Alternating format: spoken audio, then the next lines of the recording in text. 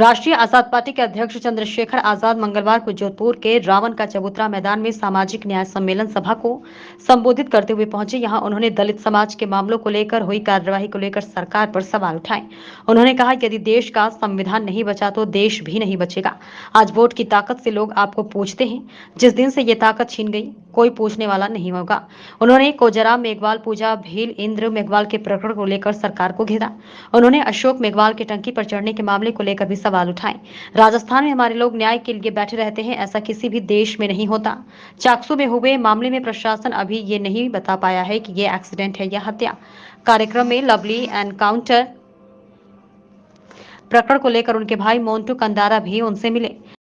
देखे वो अन्याय आज के अन्याय नहीं है, उस अन्याय के पीछे एक लंबी कहानी है।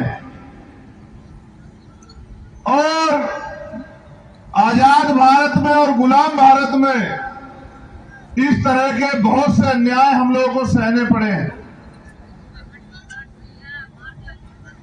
ये महनगढ़ का जो किला है, जब राजतंत्र होता था, इस किले की नींव भी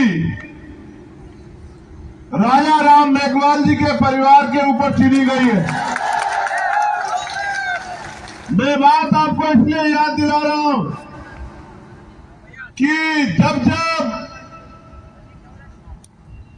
इस देश में बलिदान देने का चंद्रशेखर ने कहा है कि 2019 में यहां आया था, तब हालात कुछ और थे, आज हालात कुछ और हैं। जोधपुर जब भी आया, यहां की सरकार ने मुझे पुलिस के जरिए एयरपोर्ट से वापस भेज दिया। लड़का यदि एयरपोर्ट से बाहर आ भी गया तो मुझे वापस दिल्ली भेज दिया गया। मैंने कई बार यहां की सरकार से कहा है कि मैं अकेला ही उस परिवार से मिलना चाहता हूं, लेकिन यहां की सरकार ने तानाशाही रवैया अपनाया है।